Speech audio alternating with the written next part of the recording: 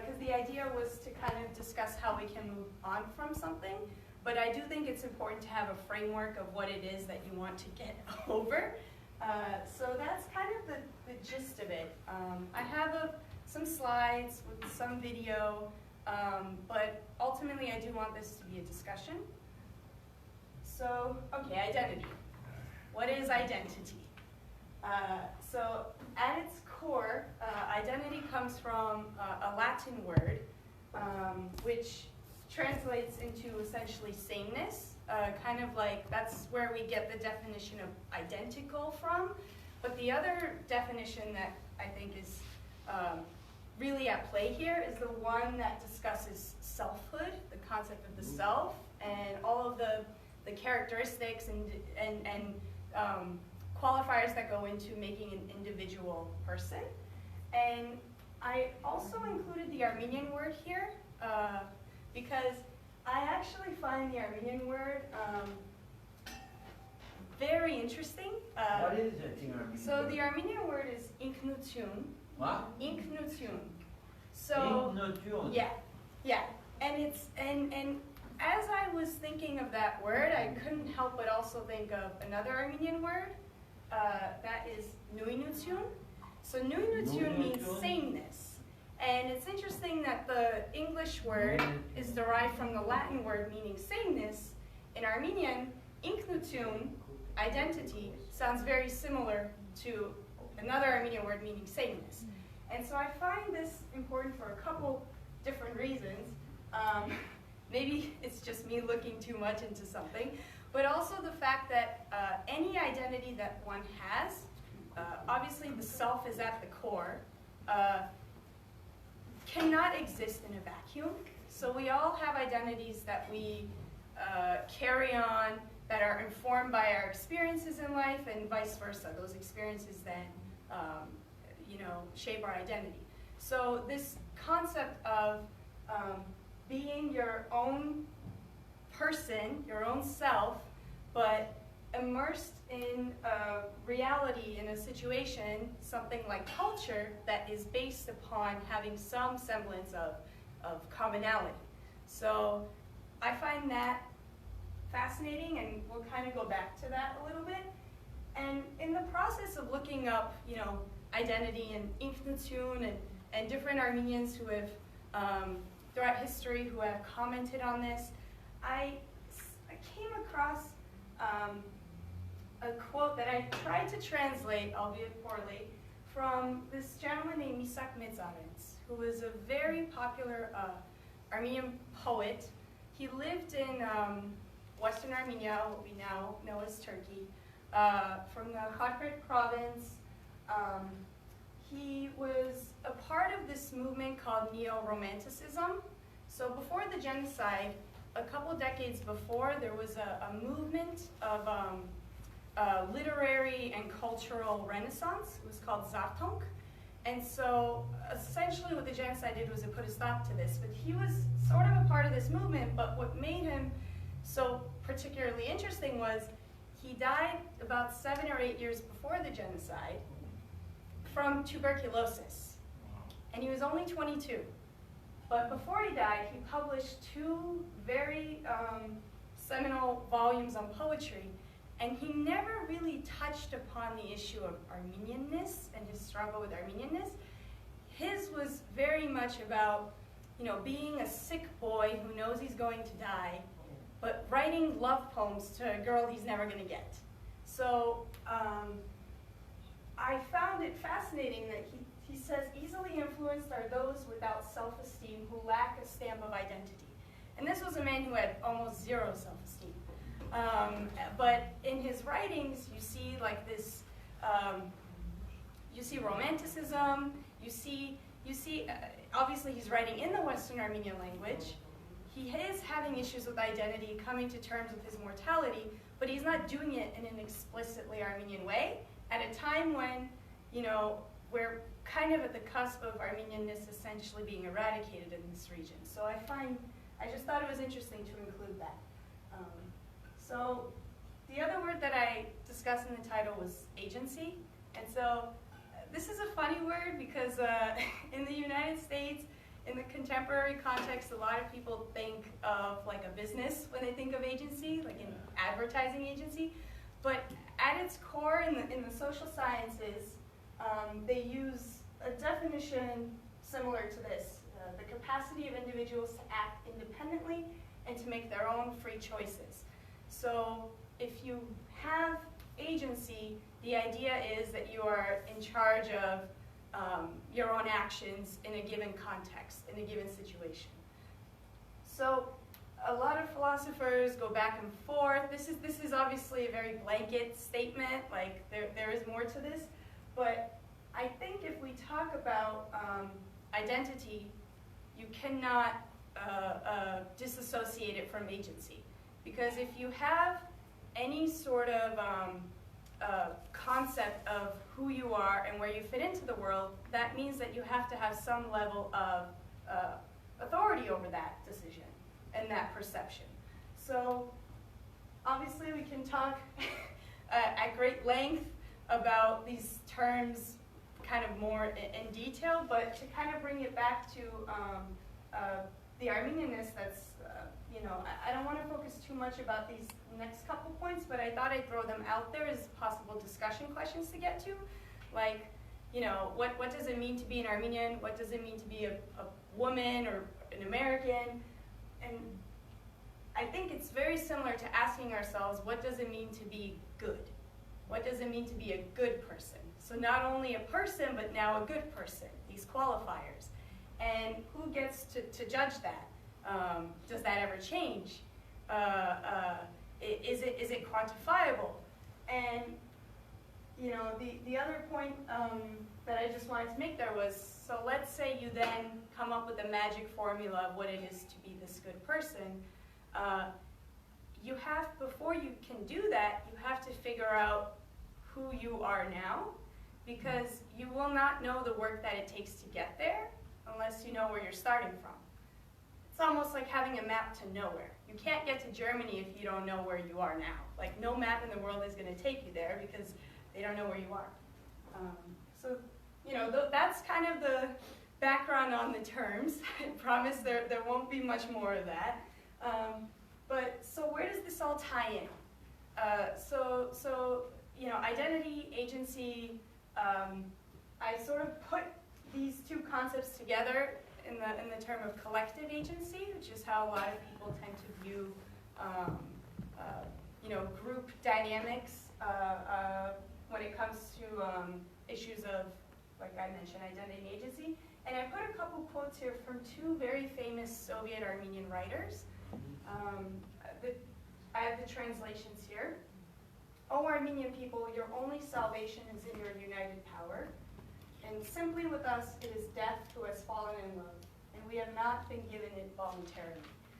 So these two writers, Chengs and Butters, both lived around the same time. Sevak lived a little longer, but both were, well, Chengs was killed during the Stalin purges in the 30s.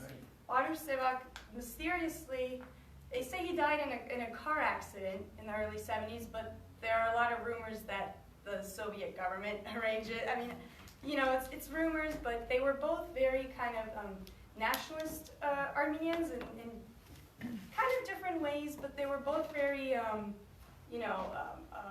adamant about, not letting this collective, not letting this supposed, concept of a Soviet identity supersede an Armenian identity. They were very adamant about that. So I thought it would be interesting to include, obviously no one I've mentioned so far is an Armenian American, let alone a contemporary, but I think, like I was saying earlier, and I was trying to figure out a timeline for where to start and end, there's really no good timeline because we're not detached from this. We're not detached from others who came before us. We're not detached from others who lived in different contexts because we're all struggling with the same issue here, and they're discussing identity, Armenianness, agency, and I think there's a lot we can learn from that. If not necessarily believing everything that they believed, doing our own research and seeing what others thought. So now we tie it back a little bit to the United States, not modern day, but the generation like immediately, basically anytime after the Hamidian massacres to a little bit after the genocide, you saw the formation of a lot of diaspora communities in the United States. This was the first major wave of Armenians coming here, including communities like ours in Connecticut. And so this one was a photograph taken by the Husenik Reconstruction Union outing at Hagopian's farm in Massachusetts. It's on September 22nd, I think it says 1885? That's 1935? I can't quite read the date, but, huh? I think it is 1935. Yeah, 1885 doesn't make sense. But so basically, there are a ton of photographs like this. There are a ton of organizations like this. Like I mentioned, Husenik Reconstruction Union. So Husenik was a town in Western Armenia, not far from Kharpet. A lot of Armenian Americans were from Husenik, including people from our church. And you know, they came in mass, so they had these organizations in different areas of the East Coast that were not only Armenian clubs, Armenian aklums, but specific to the regions where they were from in Western Armenia. And they had kind of a very lofty goal of then one day all repatriating back, and as the generations moved on, that did not happen. But this was one of the gatherings from there. Like I said, you can find a ton. I specifically picked this one because it said the outing on it, but there were even more beautiful photographs. And obviously, this union is no longer. I'm pretty sure it dissolved within a couple decades because there's no reason for it because, well, we'll get into that. But, so, yeah, this word seems to be a hot button word, and I didn't want to focus on it too much because I do understand the support behind this word, and I used to feel the same way until very recently. So that just shows my kind of, you know, process of my identity changing. And so, like, I asked, where is this union today? Well, 100 years ago, when people came from these villages that still existed en masse, it made sense to have an organization like that and keep the dream of then all staying Huseniktis, you know? But as assimilation takes hold, as time takes hold in the United States, the concept of Armenianness has to expand. Like the concept of your personal identity that's informed by your ethno-national identity has to expand. Because if you're living in, I don't know, middle of some village or some town in Iowa where there are only 3 Armenians, you cannot at that point discriminate and say, oh, well, he's not from my ancestral village, so, you know, not quite my kind of Armenian. It's like in some sense, it's like people had to acknowledge that, no, we're all here now, this is what we all are. We have Armenians in this church who've been Armenian American 4 generations, Armenians who've come from Baku only 20, 30 years ago, Hayastansis coming here now, but we're all Connecticut Armenians at the end of the day. So it's this kind of almost like moving on, but not moving on, but like understanding what you're up against and kind of finding a way to deal with that. So that's why I just posed the question of like, what are we preserving? And we can go back to that, but the main point I wanted to make was just that, like I made earlier about what kind of a person are you? Are you a good person? How do you get there? Well, in order to preserve something, you have to reckon with all of these things first. Because, well, I'll get to that a little bit later, but so I actually came up with this title a little before I came here, the subtitle, and like it made me laugh, but it's a play, The Death of an Agent. It's a play on words from The Death of a Salesman, if anyone's read that play. It's written by Arthur Miller in the 1950s about a man who basically starts unraveling in the last 24 hours of his life. This is what the play focuses on. he loses his sense of identity, and he can't cope with his loss and standing in the world that's changing around him. And so I find it interesting because if we go back to the definition of agency, right? It's a human being's ability to act as an independent being and to make their own choices. So, you know, identity is one of those things where if you're not in control of it anymore, then it kind of ceases to be an identity. Because, you know, I gave the example of like genocide being the ultimate death of an agency, but once your agency dies, then everything else kind of goes with it, no? Because if you have no control over all these things, then you know, your identity falls by the wayside. And so I sort of made the argument that preservation is essentially leads to almost the same result. Because in order to preserve something, you have to acknowledge, you have to put a start date on that thing and an end date on that thing and say, this is what we're preserving. And unfortunately, you can't do that with something that's alive. So if identity is living, fluid, dynamic, ever-changing, culture is ever-changing, how can it ever be preserved? It can morph, you can protect elements of it in very interesting dynamic ways, and I'll go into actually one example of some Armenians who did that very well. But just right before that, I want to play this very brief video of this video that my friend took when we were at a conference actually on Armenian identity and culture for Armenian youth in North America. I was in Canada this past summer, and this guy, Fengjian, he's a scholar. He teaches at the Armenian schools in Montreal. He produces plays. He was born in Syria, grew up in one of the ghettos in Lebanon. So I made this, I always sort of have to preface it by saying that a ghetto is a very extreme example of preservation. There are very few examples of ghettos in the world, but certainly Lebanon is a ghetto for Armenianness and our Armenian kind of culture. And so this is only like a brief 30-second clip where he basically talks about why he's against the ghetto. Anything that leads, in my view, personally, anything that leads to a ghetto is dangerous. Any ghetto is dangerous to me because it will close to you the opportunities, the doors to open up onto the world and connect with other people. That is the human way. Never mind you're Armenian, you're Chinese, you're Pakistani, you need to connect with the world, with the universe, and the only way to do that is not to be in a ghetto. So he feels very strongly about this, to the point where people were countering him in the audience.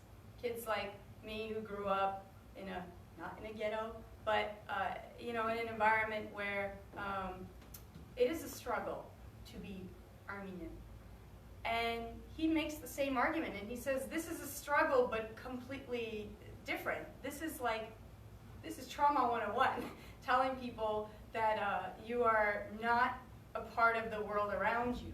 You must isolate yourself in order to preserve something that you didn't get to choose. So,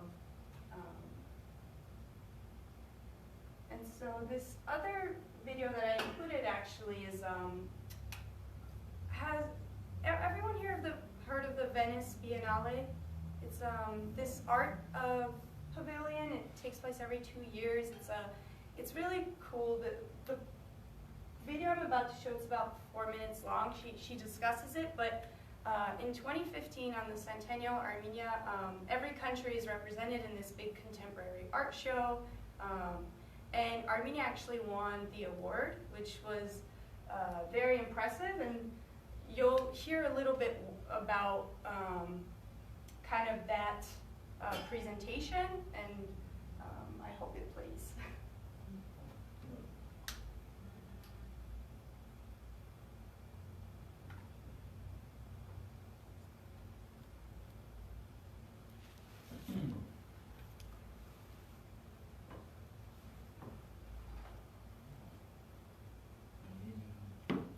The Venice Biennale is the oldest biennale, contemporary art biennale in the world. It's a little over 100 years old. What happens in Venice is nations have their national pavilions. In the case of the Armenians, we have the island of San Lazzaro, which has been there for almost 300 years, and it's a phenomenal space. What's important about this one for us this year, for the first time, because Armenia has been participating for 20 years in the Biennale, ever since its independence, is that this one, they devoted it to the diaspora, because it was the centennial. The curator, Adelina Chubeyan, who is originally from Istanbul but has been living in Europe for a long time, was selected. It was the first time she turned her curatorial gaze onto Armenians, because she's known as a European curator. So it gave her a perfect opportunity to check out who's out there. And she grouped together an amazing group of artists, all contemporary. So if we look at what does the show say about who an Armenian is, or what an Armenian is, or what are Armenian concerns these days, because you have to keep in mind that this generation has gone through major other ruptures in the last 10, 20, 30 years. The Soviet rupture, but there's also the civil wars and unrest in different regions, including Middle East particularly. So a lot of these are kids of immigrant parents already, who have left the Lebanese civil war, the Iranian revolution, and more recently Syria. So their preoccupation is also intermingled. Their identity is also intermingled from these ruptures. Not just the Armenian rupture, but more recent rupture, historical ruptures. What did the Venice Biennale accomplish for Armenians? Number one, it was chosen as the best national pavilion. It won the Golden Lion Award, which is amazing. That happened only once in a lifetime. That's approximately the same as the Academy Awards in the contemporary art world. So it's major. Aside from the prize that Venice Biennale earned for us, what it means in terms of the larger world is that we went beyond Gorky, Arshid Gorky. All this time in the international art scene, more or less Gorky dominated. This Venice Biennale changed that. We can no longer be just identified by Gorky, and that I think is very important. We're finally done with the victim, the poor starving Armenian. When the genocide is represented there, it's not to illustrate the trauma of the genocide or the direct effect or impact of the genocide. Come feel sorry for me. You don't have that. We shed that identity collectively, and that's one of the beautiful things about the exhibition.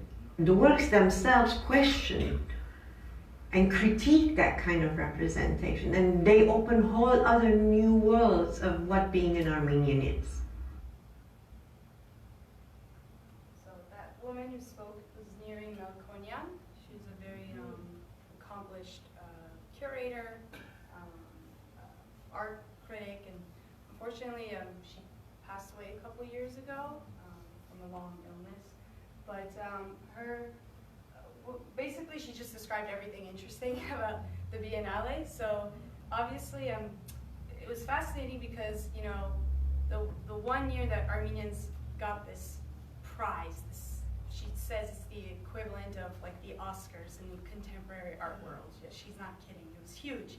And it's so fascinating that, and very empowering, that we did this by featuring diasporan artists, and from all over the diaspora, who all focused on very, and I have another very short video. It's about a 2-minute clip of her talking about one of the artists who was featured, and kind of the very interesting spin that he puts on this element of his identity.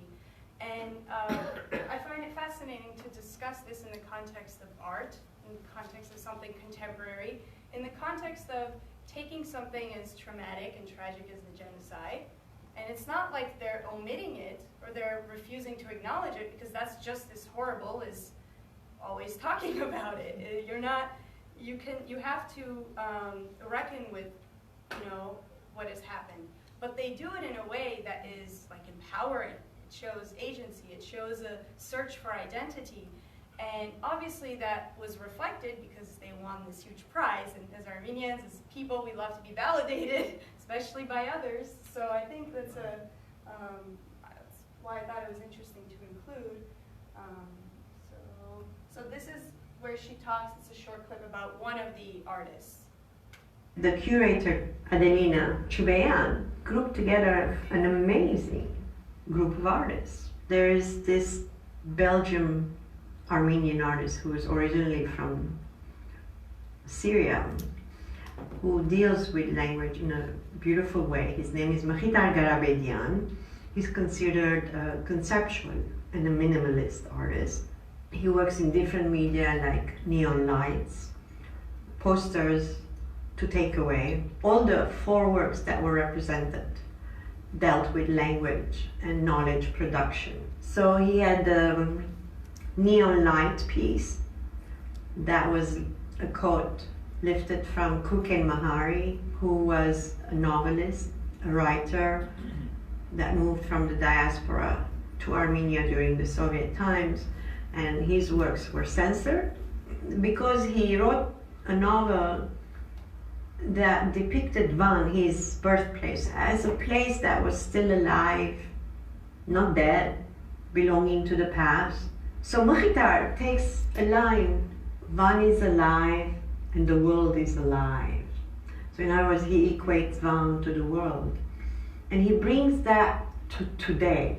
For a lot of us, we don't even know who Kuken Mahari is. And here is a guy who's Syrian-born, Belgium-raised. He barely speaks Armenian, but he's in search of identity. He wants to learn about his culture and literature and language. So he finds a lesson, a wisdom, and he wants to bring the memory of Kuken alive by doing this minyan piece.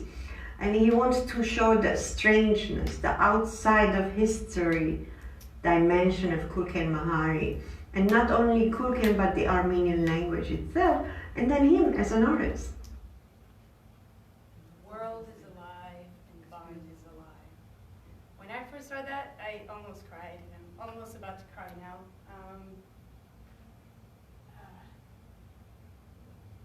Language goes to the next point here. At that same conference where I posted that brief clip of that gentleman speaking about the ghetto, at that same conference the year before, one of my friends, Sambed, he's a 4th generation Armenian American from Boston. I have the video of him reading this there, but I couldn't get it on here because tech issues and it's in Armenian, but he posted it also on Facebook right after. He wrote a poem there in the Armenian language with what Armenian he knew. And I attempted to translate it. So if I can read it, or if I could have a volunteer read it, and then we could talk about it briefly. Anyone want to read it? Yeah? Okay, Chris. Fight, struggle until the end. We shout, gathered in the town center. We fight, we struggle, we shout. The only time of year we leave our neighborhood. Fight, struggle, we walk. We've lived in Boston for 100 years, and the Odar still doesn't know us. Fight, struggle, we forget.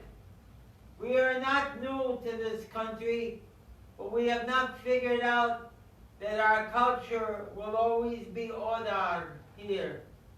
Fight, struggle, we recite without understanding the words we use.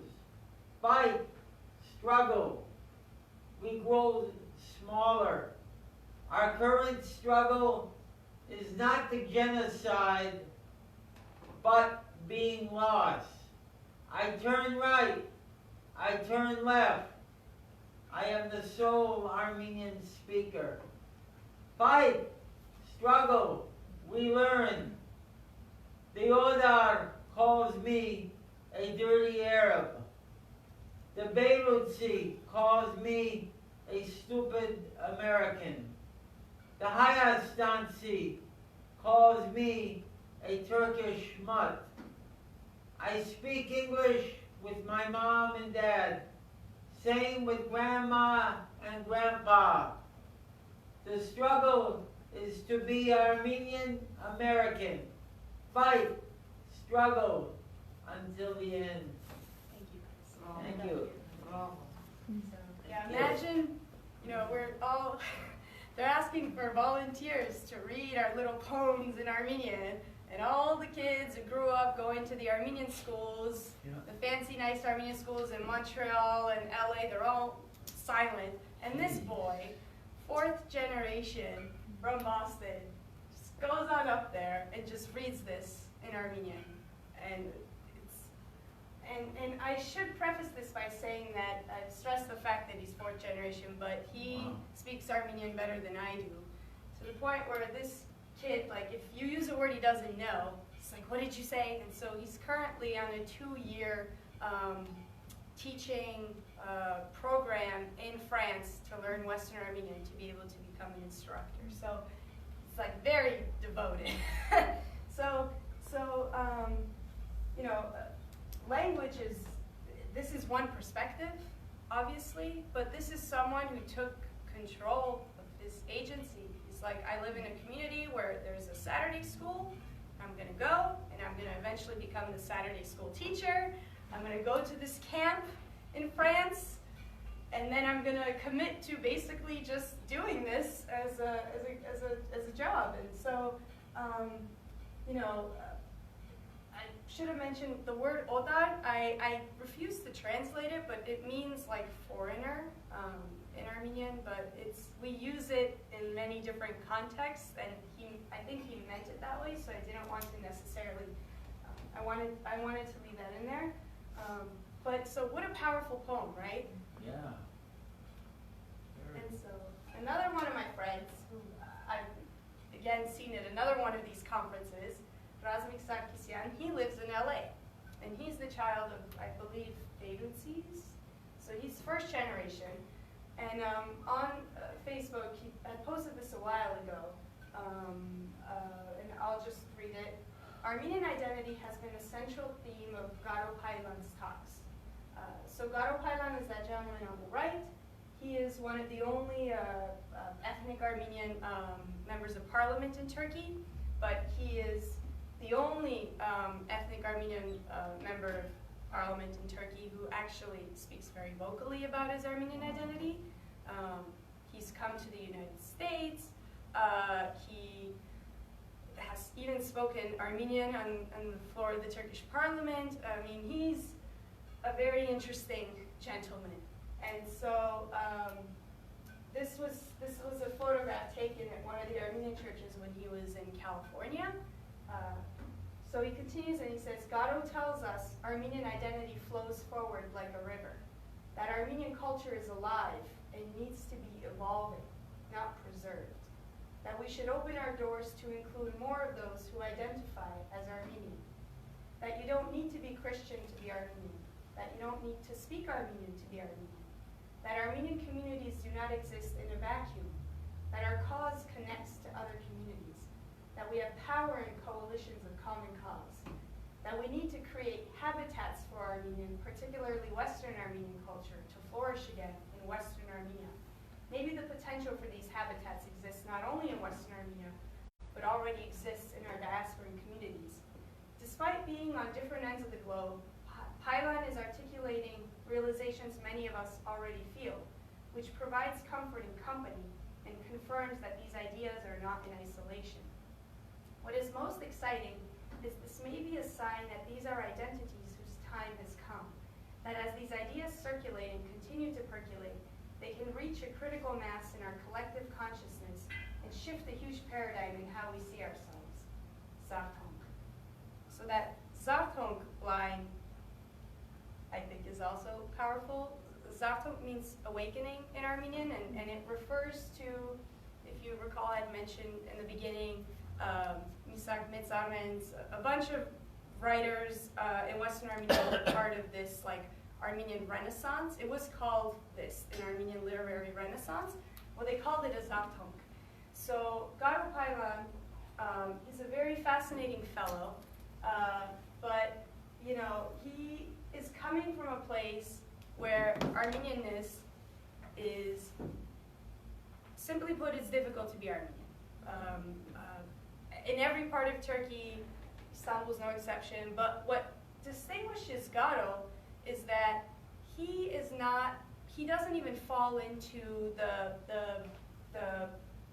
kind of paradigm of Istanbul Armenians. And he even appeals to those Armenians that are looked down upon in Turkey.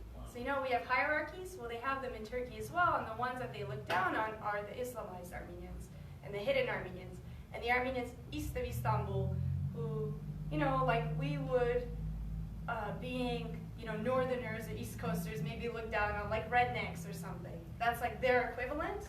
It's a horrible thing, but you know, these things exist.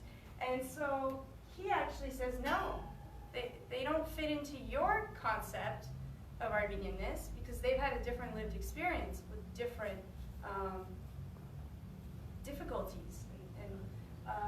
So it's almost more powerful that an Armenian from Istanbul says this.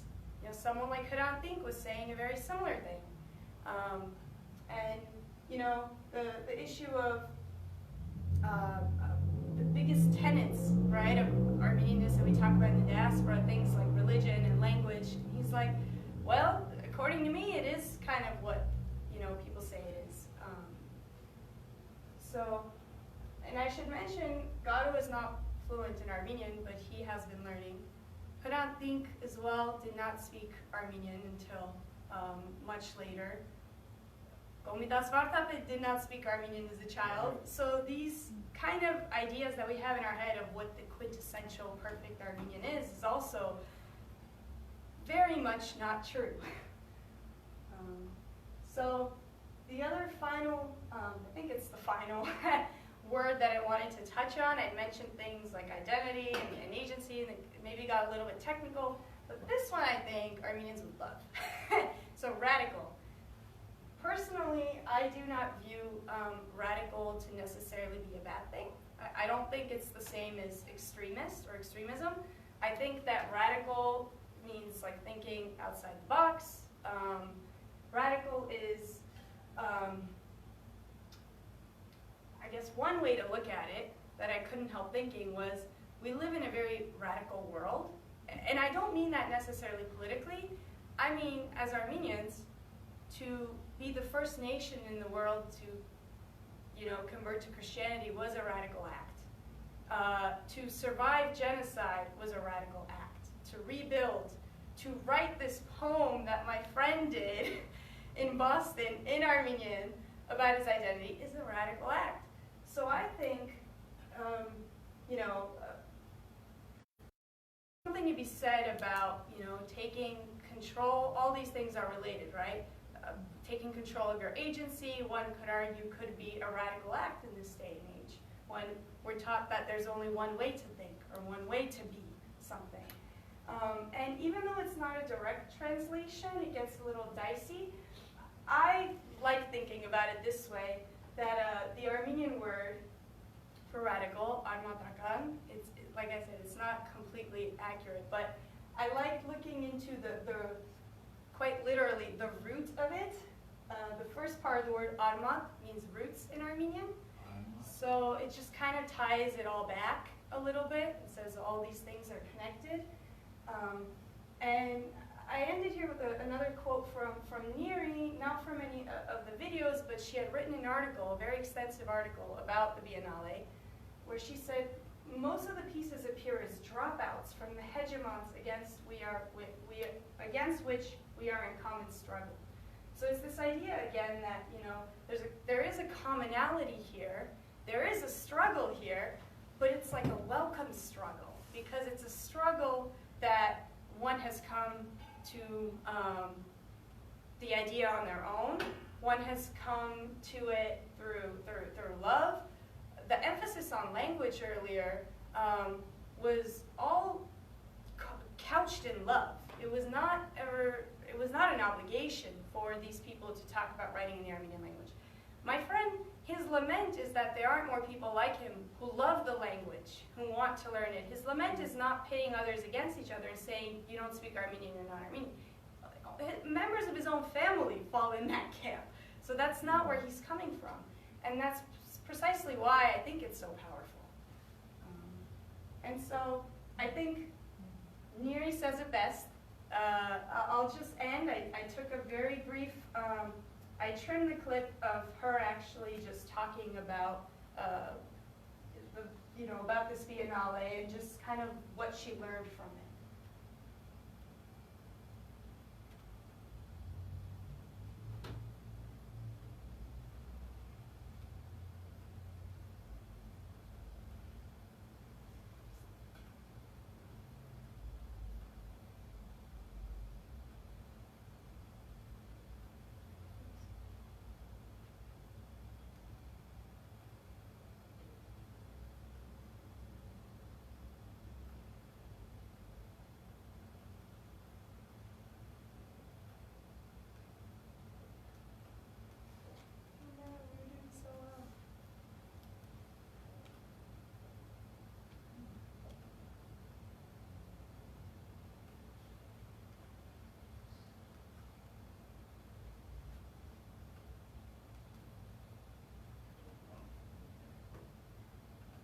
But sort of defines Armenianness in his or her own way. I am not seeing a unifying theme. All I'm seeing is the wealth and richness and diversity of Armenianness in their works. I don't know why that lagged, but I guess that was just the point, was there is really no right answer here. She said she was trying to find something that brought this all together, but I think ultimately what the unifying theme here is just the fact that all these things touch upon things like identity, agency, but it's not from a place of obligation. It's not from a place of pitting another one against the other. It's not informed by trauma without having the tools to address it and just constantly reliving it, like Willie Loman in Death of a Salesman. It's people coming to terms with their own agency through what they do best. Artists do art, writers write. And so even though it's not completely, Armenian American, I don't necessarily find that to be the takeaway here, because there is no such thing as an Armenian American identity, right? I mean, it's you see so many variations, like an East Coast Armenian, West Coast Armenian. How do they get along? First generation, fourth generation, new immigrant. So young, old. So in making it more and more narrow, which is what I initially had thought of doing, you're going to alienate a lot of people, saying, okay, we're only going to focus on Connecticut, only young people between this age, from people whose parents come from here, whatever. And even there, you will still find a very, vocal debate. So I didn't necessarily think that it was all that important to focus the talk on that, but more so on these themes, these concepts, some people who came before us, what they had to say. So that's pretty much what I have to say. So I'm very interested to hear, what you guys may have to add or share or disagree with. First of all.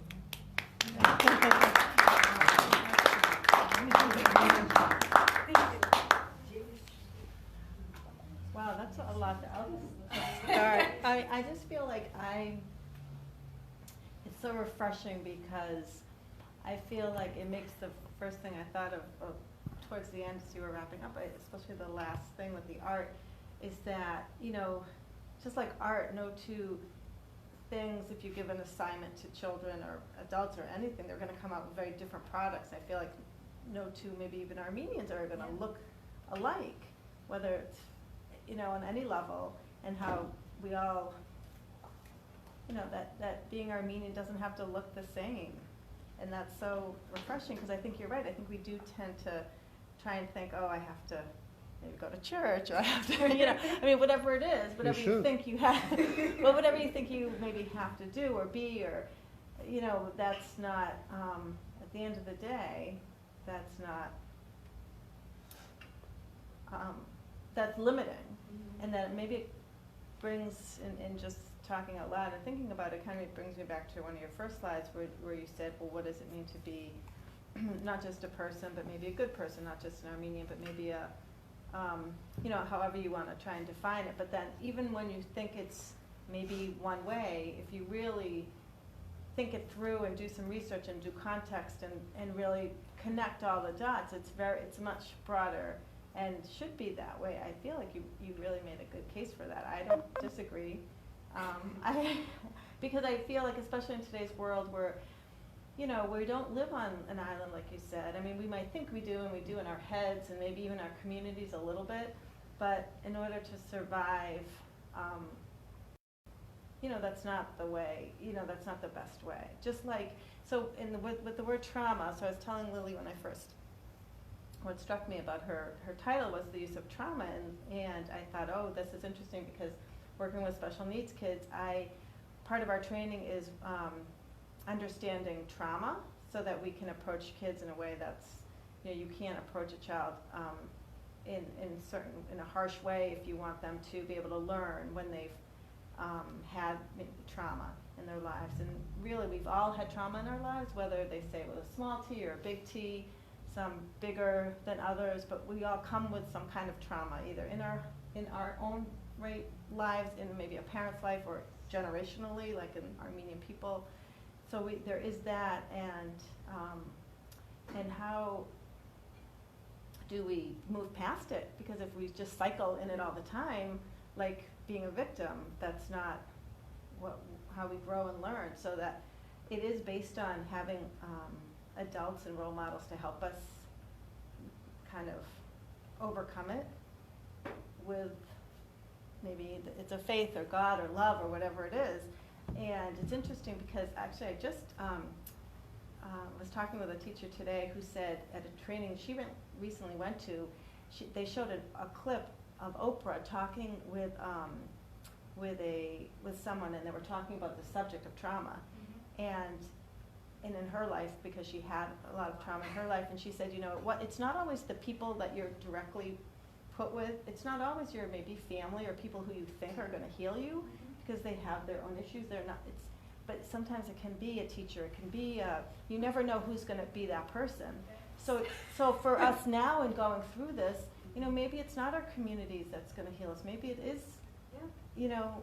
a young person who did all this research to connect the dots, or maybe it's a parish priest, or maybe it's an odar, or you never know who's going to heal you, and that's just fascinating. Like you can't, even if they're not Armenian, maybe. Yeah, I think that's absolutely with everything you said. I think that's very beautiful. Oh, I know this. It reminded me, especially at the end of what you said, is something I think about often. I think he's very outspoken. A lot of Armenians didn't like him when he was alive because of this. Same with Turks, of course. But when they asked him, how do you how do you overcome or process this trauma of genocide, living in this country with all, where it still very much feels like they're in the midst of genocide, really?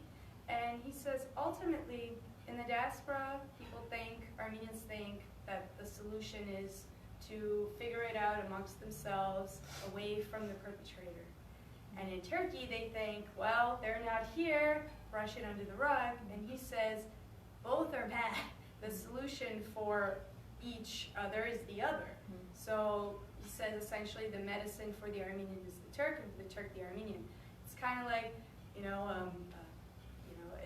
in an ideal world, if someone has hurt someone, they would both sit in that room and be you know, the person who did the hurting would be forced to sit and hear out the person who hurt, and they'd have a dialogue. And you know, that's like an ideal world, but that's kind of on a bring it all the way up to a very large scale. I do believe, in some sense, I didn't want to touch upon the genocide because it's not completely related, but of course, identity, diaspora, we cannot we cannot ignore it, that there is a diaspora because of the genocide. I mean, it's like the elephant in the room. But I do think that at some point we are going to have to, yeah, like you're saying, maybe look outside the community, maybe look at voices in the community that have been, you know, sidelined or not brought to light, and then ultimately people like Gado Paylan say, speak to Turks and Kurds. I mean, you can't get over that trauma without like the perpetrator state and the perpetrator community being involved. It makes it's very difficult, especially if they're neighbors. I mean, it's a whole host of complications. So now, I think but wasn't he in Turkey still, or he was in this country, or I'm forgetting? He was a Turkish Armenian journalist, and he was making a lot of strides. He opened the very first Armenian Language. Well, it was a bilingual paper. Right. First time since the genocide, a newspaper had been published in Armenian in Turkey, and but he was assassinated in 2007. In Turkey. Yeah, broad day. But his assassination was actually probably the people compare him a lot to Martin Luther King. But you know, his assassination kind of ramped up the civil rights movement. Well, Hrant Dink had a very similar effect on Turks in Turkey. At his funeral, 100,000 people marched in the streets of Istanbul chanting, "We are all Hrant Dink, we are all Armenian." I mean, that's right. Yeah, I thought when you said he lived in the diaspora, I was thinking you meant in this country. I was confused for a second. No, he had a lot of words to say about Armenians in the diaspora. He thought they were, you know, like, keep the they say in Armenian, like they had their, like they thought they were above Armenians still living in Turkey because how dare they live with the enemy. And he's like, you know, check your own, check your own, you know, yourself before you judge. So, yeah, thank you for sharing. Thank you. So, yeah. Anyone else have any thoughts? You can disagree with me too. I'm not saying any of this is right. It's just my perspective. I have a question. Yeah. Okay, so this presentation that you're talking about Armenians, like not only you, other Armenians are coming and teaching our children where we are coming from, what's our history, what's our trauma. What's your opinion? How, if they face a Turkish, for example, the neighbor is going to be Turkish, right? Like we are living in Europe now, America, it's possible the neighbor is going to be Turkish or kind of close. How do you expect to react with those people? Like be friendly, be enemy? Like how if I see a Turk how in the we street, are like okay. they're just a person at the end of the day. I have Turkish friends. Yeah, okay. That's why I don't want like really influence the kids that because I saw some kids when they saw a person say, "Oh, I'm from Turkey," they started to plan do something with that person. So that's really a worry for them sometimes. But think about it this way. The default for any human being in a situation is either indifference or kindness.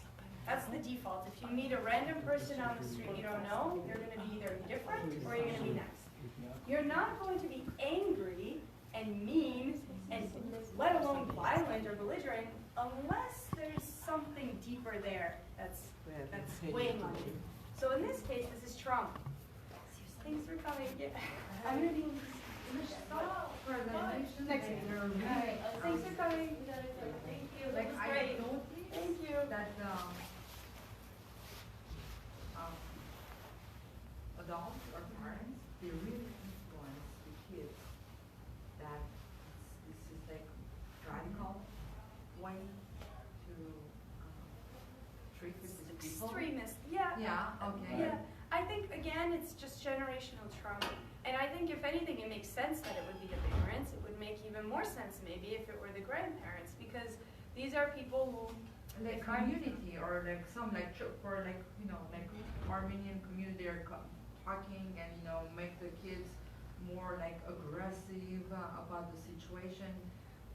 Well, I think that I'm no community leader or in any No, I'm position not of authority, talking but about like how we help to tell the story, what happened to us. It's but make it like as move on.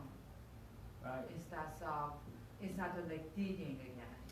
so everything that I discussed Yours here is about, awesome. well, I but love it. think when about you this do way. that. Exactly. But I'm trying to help you, like yeah, I think it's if you're at this place, if you're at where these artists are, if you're at where these writers are, and I mean, you just love your culture. You don't need anyone else to feel exactly the same. Culture. You go countries, like you go France, you go to museums, the That's the cultures. goal. Right. Same thing That's with the goal. Armenians. We have a past, we have history. Part of And, the point that I didn't want to make earlier about the preservation thing was, if you contain something, right, if you bottle it up and say this is what it is, it's almost treated like a commodity at that Yeah. point, because you're saying that it's not fixed, it's not living, it's not alive.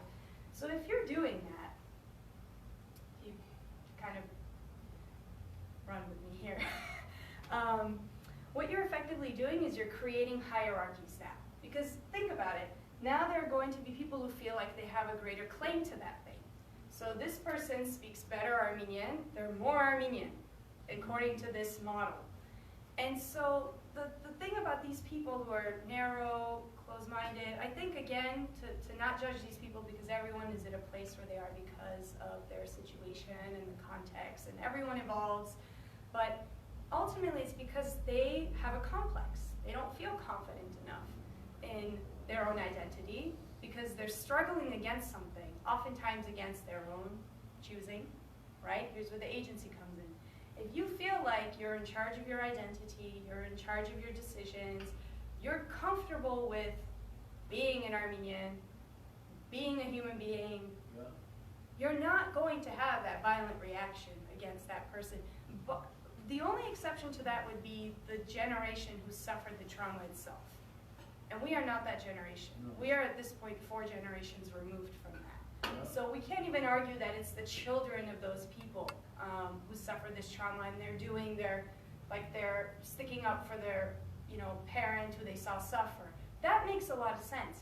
But I'm at that generation now where I didn't meet a survivor. Yes, I met my grandparents who had survivors, but I don't get to fight their same battles in the same way anymore because that's unfair.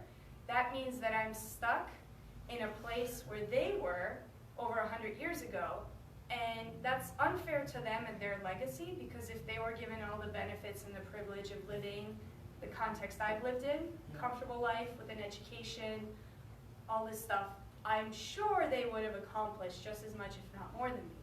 So to fight in that same mentality as though I'm stuck in 1915 Western Armenia is not only delusional, it's also a disservice to my ancestors. But this is obviously not the approach you take with people like this, because you have to be careful, because oftentimes you don't know if they could be violent, or you don't know if they're really struggling internally with this, because identity is it's no joke. But ultimately, I think, couch it in love. Teach them love of their culture rather than hate of another culture. And that's really, I think, my it. point was. Yeah, Like, that's what I would say. like writing a message to the person who taking, it's really psychological. It's a fact. The person, they accept that they read it. I know. It's better we do something to teach our our children to better way to be Armenian. Yeah, and the only other point I had there is a member of, I'm a terrible millennial, but as a member of the younger generation, I would also say that, another tactic that works is to not present it as a teaching lesson, to present it as that you can learn something from them as well. Yeah. That young people have something to teach. Every generation has something. It goes both ways. You can learn from your elders, and your elders can learn from you. I think it's a beautiful thing because we're like our identities are changing. So is our capacity and the things that we know, the things that we feel, the things that we learn. All of this is dynamic. It doesn't discriminate against things like age or gender or nationality. We think it does. We think it gives more legitimacy, but really it doesn't. There are plenty of intelligent, wise people who don't have a college degree, and vice versa. So, I think it's important to keep in mind that young people have just as much to offer as they have to learn. Oh,